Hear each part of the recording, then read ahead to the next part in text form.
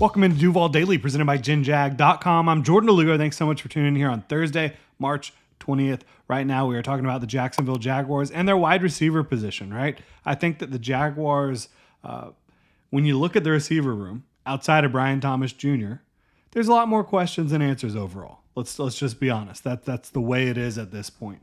Yes, you signed Dyami Brown. Yes, you still have Gabe Davis, Parker Washington. But there are more questions overall than answers in the Jaguars wide receiver room. And we're going to talk about how I think the Jaguars could potentially answer those questions via the draft. And I do think that the Jaguars will at least draft a receiver in the first 3 rounds. They have 4 picks in the first 3 rounds. I think you're going to see a receiver come off the board. I also think you see the Jaguars probably double dipping. Now, if they don't get a receiver in the first 3 rounds, it would shock me if one doesn't come off in round 4 when they also have 2 more picks. So through the first 4 rounds of the draft, the Jaguars have 6 picks. I cannot envision the way this draft lines up and the way the Jaguars roster looks with the plan not being to select somebody that they value highly in the first 4 rounds and really the first 3 rounds. That would really surprise me. So we're going to dive into that. Really appreciate y'all tuning in. If you enjoy the content, please like and subscribe. You can also check out genjag.com/shop. Pick up some new Duval gear. We are in the middle of a big move right now, moving houses. So this might be the only show of the day. I'm not sure. It's just going to depend on how things go today. So bear with me while we get moved. And next week should be back to a more normal schedule. Really appreciate y'all's support, helping me. Helping our family, with watching this channel and supporting Gen Jag. So it means the world to me. So again, wide receiver. What do the Jaguars have going on? They have a wide receiver 1, a true top flight wide receiver 1 who in his first year proved to be a top 5 to 10 wide receiver in the NFL. The talent, physically, and from a skill set standpoint is all there for Brian Thomas Jr. It is all there, and that's really exciting. And the passing game will run through Brian Thomas Jr. He will be the focal point. You also signed Dyami Brown. Now, what did you do before free agency? You traded Christian Kirk. You released Devin Duvernay. You also released one other receiver, who I'm drawing a blank on right now, Josh Reynolds. So the Jaguars really vacated the wide receiver room in a big way. You couldn't release Gabe Davis because of the contract situation, so he's going to be around for 1 more year. That's not very exciting based on his last 2 years of tape. I think last year he would say he probably was playing through injury most of the year when he was healthy, and then he actually went to IR. So Gabe Davis, I don't think you're excited necessarily about that, but as a depth receiver for 2025, can he be useful? Can he use his big frame to help block and do things like that? Yes, absolutely. But that's a depth receiver. I think right now, if you look at the starting lineup, the top 3, it's Brian Thomas Jr., it's Dyami Brown, it's Parker Washington in the slot. Dyami Brown and Parker kind of moving around probably. I think ideally, Brian Thomas Jr. is your wide receiver 1, obviously. But after that, I think you want Dyami Brown to really be your wide receiver 3.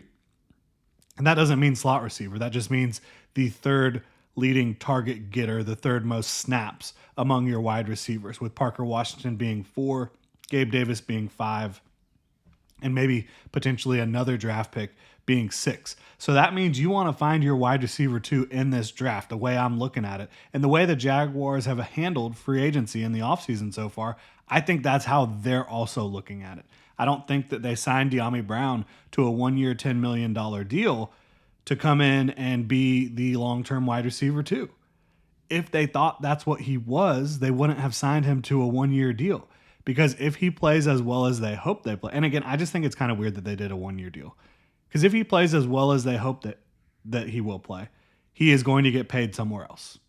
And the Jaguars probably aren't going to pony up to compete with that offer, right? So it's kind of weird. I don't know why you didn't give him a little bit longer timeline. Maybe he didn't want it. I don't know. But I do think Dyami Brown, as a wide receiver 3, has a really good skill set for this offense. We were talking about it last night on Club Jaguar, and if you need more Jaguars content, more Jaguars talk in your life, go check out Club Jaguar on UCF Jaguars channel. Me, UCF Jaguar, Jason from Jaguars United chopping it up, talking about all the different position rooms. I'm excited about the Jaguars playing at wide receiver because, again, I see the vision if they go get a wide receiver 2 in this class to complement Brian Thomas Jr., to complement De'Ami Brown, and then Parker Washington is your wide receiver 4. Gabe Davis, wide receiver 5, maybe another rookie at wide receiver 6. Maybe it's one of the guys you've added in the last few years in undrafted free agency. Maybe it's someone you find in undrafted free agency this year. But if De'Ami Brown is the wide receiver 3 and Brian Thomas Jr. is the wide receiver 2, and a rookie, talented rookie, is, I think I just said Brian Thomas Jr. wide receiver 2. Brian Thomas Jr. wide receiver 1, De'Ami Brown wide receiver 3, and a talented rookie as your wide receiver 2, that gets me pretty fired up. And there's a lot of receivers to get excited about, especially in this offense. And the reason I think that De'Ami Brown complements this offense so well, Liam Cohen has one of the most extensive screen games in football in his bag. Just go back and look at what he did in Tampa last year. De'Ami Brown in Washington last year was a screen merchant. He was a very effective yards after catch type of guy because he's got some nice mass on his frame, density, strength for a receiver, and also a great amount of speed and explosiveness. And when you combine that, you get a pretty good screen game, right?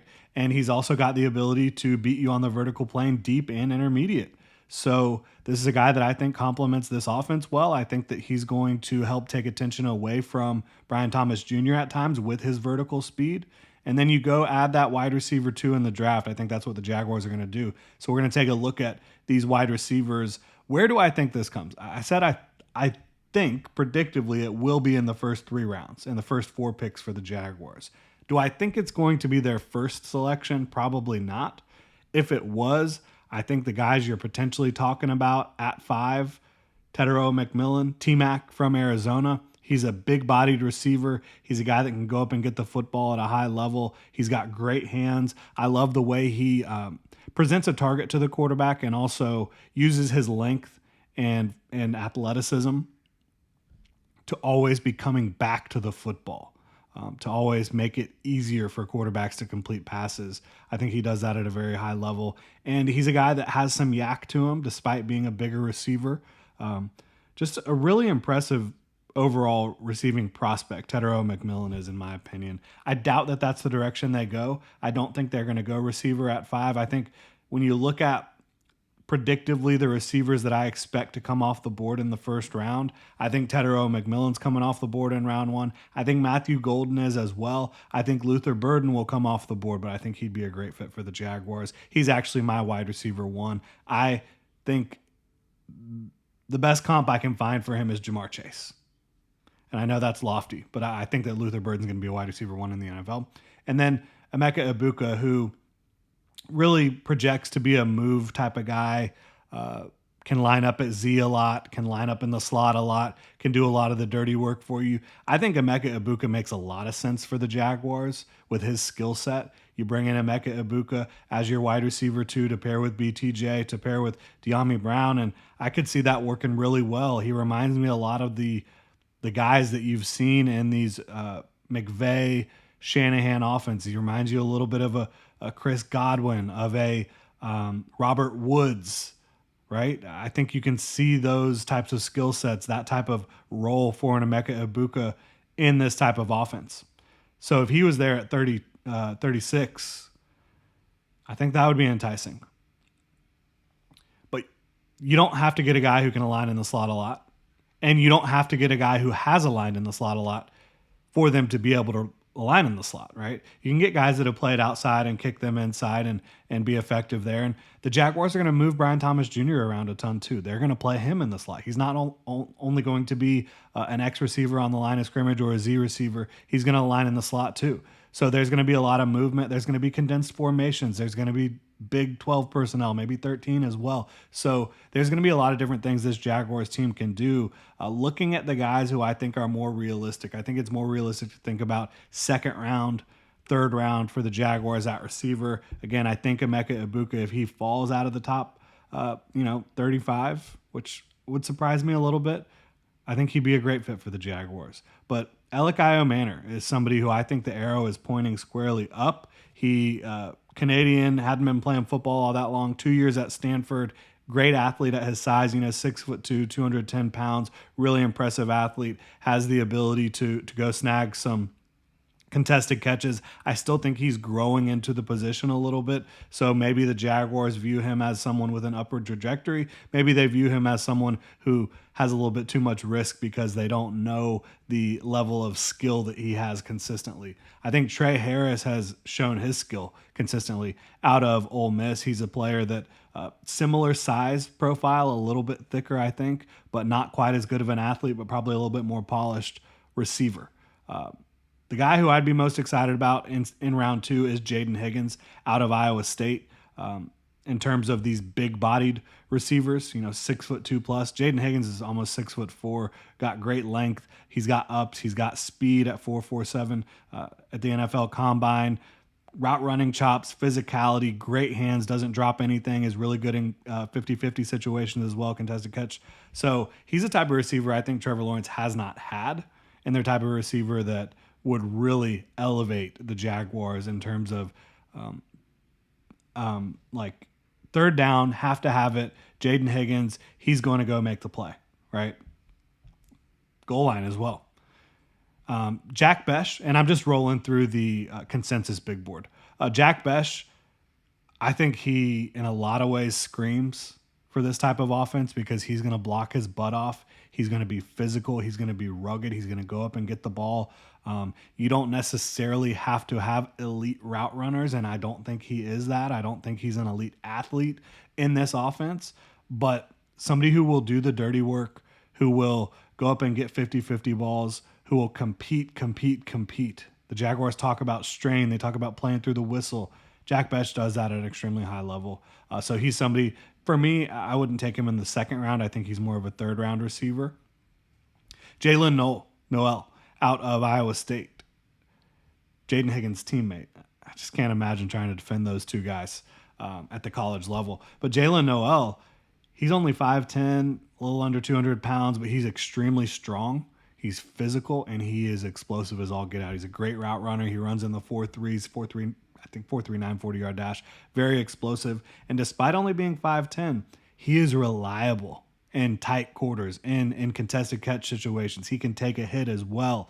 And I think that he's probably going to align mostly in the slot at the NFL level, but with his physicality and speed and his throttle and route running, I do think you can get him some reps outside as well. So Jalen Noel, definitely someone to keep an eye on. Jalen Royals, who's been a little bit forgotten about because he had the foot injury this year at Utah State.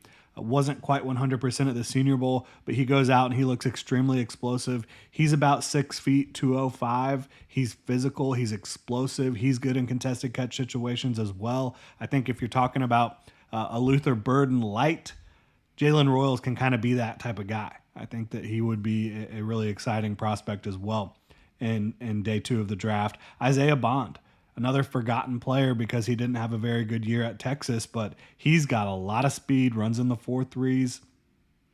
Or he might have ran a 4.4 flat, but he's got great throttle control. He's got great speed on the field. I think he adjusts to the ball well down the field, can track the ball as well. He could really take the top off defenses and make this one of the most explosive and fast wide receiver groups in the NFL, which you already have a lot of that with Brian Thomas Jr.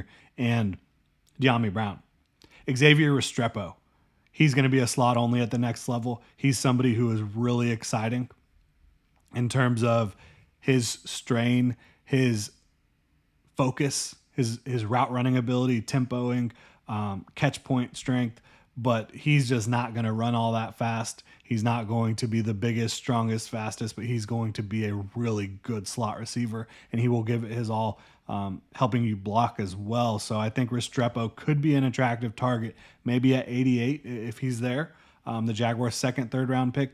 To me, Savion Williams is too much of a project out of TCU. I know he's got a lot of people excited with his athleticism, his size, all that stuff, but he's not a route runner. He has a lot of focus drops on tape, so to me, that one doesn't make as much sense. Tez Johnson, extremely light, didn't run the fastest 40-yard dash, obviously, but you go look at the tracking numbers in terms of the on-field work, and he's moving faster than everyone, and that's what you see on tape as well out of Oregon, and I think he's going to be a slot only. and a guy that if you can get him free releases out of the slot, he's going to feast consistently. He's got consistent hands. He's a yak guy as well. Do you worry about him getting injured at 155 pounds? Maybe. So that's something to keep in mind. The last two guys we'll take a look at three more guys here that I think could be legitimate targets on day 2 of the draft for the Jaguars, that I think should be legitimate targets on day 2 of the draft for the Jaguars.